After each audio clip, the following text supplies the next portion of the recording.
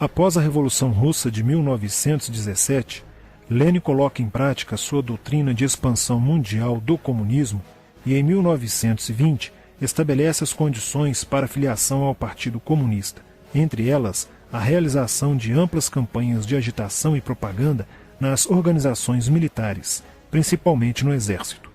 Em 25 de março de 1922, nasce o Partido Comunista do Brasil, o PCB. O novo partido aceitava as ordens diretas de Moscou. Em 1927, partindo da teoria à prática, o PCB criou uma frente única operária e iniciou um trabalho de infiltração nos quartéis, influenciando Luiz Carlos Prestes, capitão do Exército, a aderir ao comunismo, fato que se deu em março de 1931. Em abril de 1935, Prestes foi incumbido pela direção da Internacional Comunista de promover um levante armado no Brasil. O movimento tinha por objetivo derrubar o presidente Getúlio Vargas e tomar o poder. Liderados pela Aliança Nacional Libertadora, militares inclinados ao comunismo iniciaram a rebelião no dia 23 de novembro de 1935, dentro dos quartéis em várias partes do país. Mas devido à falta de organização dos ataques e à ausência do apoio popular, o exército derrotou os comunistas e evitou o golpe de Estado. Em seguida, Prestes é preso e perde a patente de capitão. Com o advento da Segunda Guerra Mundial e a invasão da Rússia pelos nazistas, a política exterior soviética muda e Stalin tenta ganhar o apoio das democracias ocidentais. O PCB redireciona sua política seguindo disciplinadamente a orientação de Moscou e apoia Getúlio Vargas. Após o final da Segunda Guerra Mundial, o PCB reinicia a agitação das massas populares e tenta desestabilizar o governo Dutra através de uma política conspirativa. Durante toda a década de 50, Moscou, através de suas redes apoiadas pelos partidos comunistas no mundo inteiro, tentava desestabilizar as democracias ocidentais. Como consequência, nessa época, em muitas universidades ocidentais, predominava uma visão social esquerdista, sendo que grande parte do terceiro mundo aclamava o modelo soviético como a estrada para a justiça social. Muitos intelectuais se declaravam marxistas. Assim, a conjuntura era altamente favorável ao comunismo, o que provocou sua expansão dramática até o final da década de 50, com a vitória da Revolução Cubana. Isso fez o PCB defender com mais intensidade a luta armada como a única solução viável e progressista dos problemas brasileiros. A União Soviética, destinada a aumentar o seu campo de influência no continente americano, despertou interesse pelo Brasil, um país de dimensões imensas, fronteiriço com quase todos os países da América do Sul, país estratégico no cenário mundial que poderia pender o fiel da balança para o lado comunista. Nos primeiros anos da década de 60, o Brasil passou a viver período de crescente instabilidade política, militar e institucional. Em 1961, Luiz Carlos Prestes encontrou-se com Nikita Khrushchev em Moscou para planejar a Revolução Agrária no Brasil. Neste mesmo ano, no governo de Jânio Quadros, o Partido Comunista Brasileiro enviou a Cuba, com apoio de Fidel Castro, dezenas de brasileiros para o treinamento político-militar, visando a preparação de quadros revolucionários para desencadear ações de guerrilha rural e urbana no Brasil. Os chineses também colaboraram para a tentativa de implantação do comunismo no Brasil, recebendo na Academia Militar de Pequim, em 1962, um primeiro contingente de brasileiros, visando a formação de quadros guerrilheiros para o movimento que viria a ser implantado na região do Araguaia. No Nordeste do Brasil, Francisco Julião organizava as ligas camponesas, com militantes treinados em Cuba. O apoio cubano concretizou-se no fornecimento de armas e dinheiro, além da compra de fazendas em Goiás, Acre, Bahia e Pernambuco, para funcionar como campos de treinamento.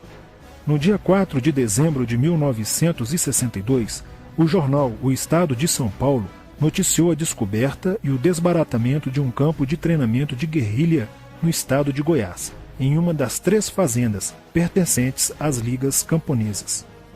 Enquanto isso, Goulart governava o país de uma forma pendular. Ora pendia para o lado dos comunistas, ora para o lado dos conservadores. Em setembro de 1963, tudo indicava que o país caminhava para uma revolução de esquerda, principalmente com João Goulart apoiando a sindicalização de sargentos, promovendo a quebra da hierarquia e da disciplina nas Forças Armadas. Em 4 de outubro de 1963, Goulart solicita o estado de sítio ao Congresso Nacional, pelo prazo de 30 dias. A manobra foi repelida pelo Congresso e João Goulart passou a conduzir ações no sentido de implementar o projeto golpista que desaguaria em um regime totalitário de esquerda. Insuflado e orientado por seu cunhado Leonel Brizola, pregava a necessidade de reformas de base e a implantação de uma república sindicalista. Controlando o aparelho sindical, o governo promovia o grevismo, a anarquia e o caos.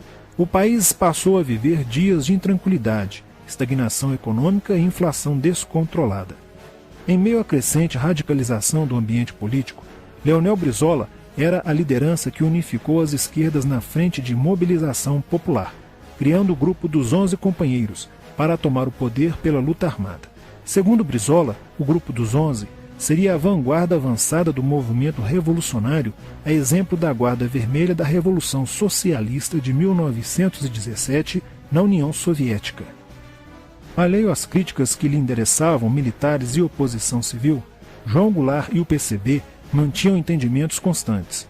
No dia 13 de março de 1964, um comício realizado na Praça Central do Brasil, no Rio de Janeiro, ficou conhecido como a Comissão das Reformas. Mais de 100 mil pessoas participaram, pedindo a legalização do PCB e a entrega de armas ao povo para a luta armada. No palanque estavam João Goulart, Miguel Arraes e Leonel Brizola. No dia 19 de março aconteceu a primeira Marcha da Família com Deus pela Liberdade, que reuniu 800 mil pessoas em oposição ao comício do dia 13, em demonstração do descontentamento de grande parte da população com os rumos que tomava a situação nacional, principalmente devido à impressionante demonstração de força, o tom radical dos discursos de Arraes e Brizola e a profusão de cartazes com a foice e o martelo. Em 20 de março, apoiados por Brizola e pela CGT, a Associação dos Marinheiros e Fuzileiros Navais do Brasil reuniu-se declarando um motim, dando origem a vários outros movimentos rebeldes no interior das Forças Armadas. Realizou-se em Niterói, na sede do Sindicato dos Operários Navais, um congresso continental de solidariedade a Cuba, com a participação de delegações latino-americanas.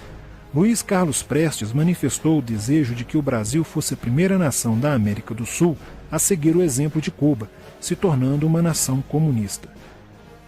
Na véspera de 30 de março de 1964, João Goulart, ignorando o pedido de assessores e do seu líder na Câmara, Tancredo Neves, compareceu à sede do Automóvel Clube para uma homenagem da Associação dos Sargentos da Polícia Militar. No seu discurso, Goulart defendeu a mudança na Constituição para que pudesse concorrer às eleições presidenciais de 1965, desagradando a Carlos Lacerda, Magalhães Pinto e Juscelino Kubitschek, pré-candidatos à presidência da República. O golpe da esquerda já estava preparado para 1º de maio de 1964, caso o Congresso Nacional não aprovasse as mudanças. A imprensa brasileira, bem como importantes setores da Igreja Católica, do meio empresarial e a maior parte do Congresso Nacional, exigiam ações das Forças Armadas para conterem os comunistas no Brasil.